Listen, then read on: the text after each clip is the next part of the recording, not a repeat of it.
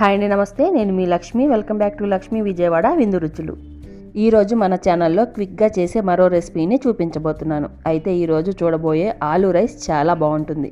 మరి ఉదయం హడావుడి పడకుండా ఈ లంచ్ బాక్స్ రెసిపీని ఎలా చేయాలో ఇప్పుడు చూద్దాం రండి. ముందుగా స్టవ్ ఆన్ చేసి ప్యాన్లోకి ఒక 2 టేబుల్ స్పూన్ ఆయిల్ని తీసుకోండి. మీరు కావాలంటే 1 టేబుల్ స్పూన్ ఆయిల్ని, 1 టేబుల్ స్పూన్ నెయ్యిని తీసుకోవచ్చు. ముందుగా ఇందులోకి బంగాళదుంప ముక్కలను తీసుకొని ఫ్రై చేసుకుందాం. ఇక్కడ నేను 3 బంగాళదుంపల్ని తీసుకున్నాను.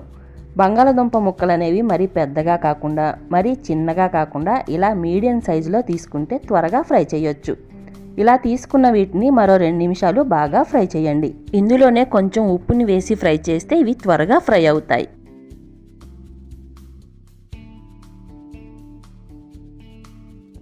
ఇలా నొక్కి చూస్తే ఆలు కొంచెం సాఫ్ట్ అయ్యిందంటే మనకి కావాల్సినట్టుగా చక్కగా ఫ్రై అయినట్లు. ఇప్పుడు వీటిని ప్లేట్లోకి తీసుకుని రెడీగా పక్కన పెట్టండి. చూడండి, మనం మిగతా ప్రాసెస్ చేయడానికి ఆయిల్ అనేది సరిపోతుంది. ముందుగా ఇందులోకి కొన్ని స్పైసెస్ని తీసుకుందాం. చిన్న దాల్చిన చెక్క ముక్కలు 2, 3 లవంగాలు, 2 యాలకులు, 2 బిర్యానీ ఆకులను, అలాగే 1/2 టీ స్పూన్ జీలకర్రని తీసుకోండి. వీటిని ఇలా కొంచెం ఫ్రై చేశాక ఇందులోనే 1 కట్ చేసిన ఉల్లిపాయ ముక్కల్ని వేసి ఫ్రై చేయండి. ఇప్పుడు 2-3 పచ్చిమిర్చి ముక్కలను కూడా తీసుకొని దోరగా ఫ్రై చేయండి. అలాగే 6-7 జీడిపప్పు పలుకులను తీసుకొని వీటితో పాటు బాగా ఫ్రై చేయండి. ఇవి కొంచెం ఇలా దోరగా ఫ్రై అయ్యాక ఇందులోని ఫ్రెష్గా దంచిన 1 టీ స్పూన్ అల్లం వెల్లుల్లి పేస్ట్ని తీసుకొని మరో నిమిషం పాటు ఫ్రై చేయండి.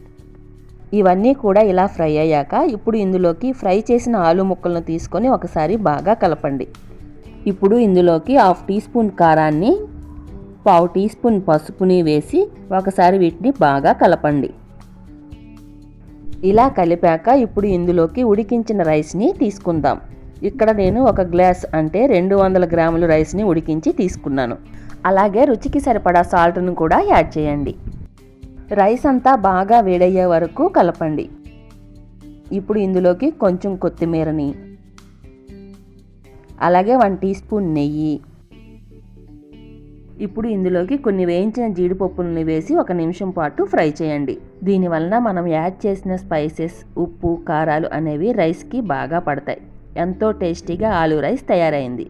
ఈ ఆలూ రైస్ని వేడివేడిగా సర్వ్ చేసినా లేదా లంచ్ బాక్స్లోకి తీసుకెళ్ళినా చాలా బాగుంటుంది. సో ఫ్రెండ్స్, ఈ టేస్టీ రెసిపీ మీకు నచ్చితే ఒక లైక్ చేయండి. ఈ రెసిపీని మీ ఫ్రెండ్స్తో షేర్ చేసుకోండి. మరిన్ని టేస్టీ అండ్ సింపుల్ రెసిపీస్ కోసం మన లక్ష్మి విజయవాడ విందు రుచులు ఛానల్ని సబ్స్క్రైబ్ చేసుకోండి. నెక్స్ట్ మరొక టేస్టీ అండ్ గుడ్ రెసిపీతో మళ్ళీ కలుద్దాం.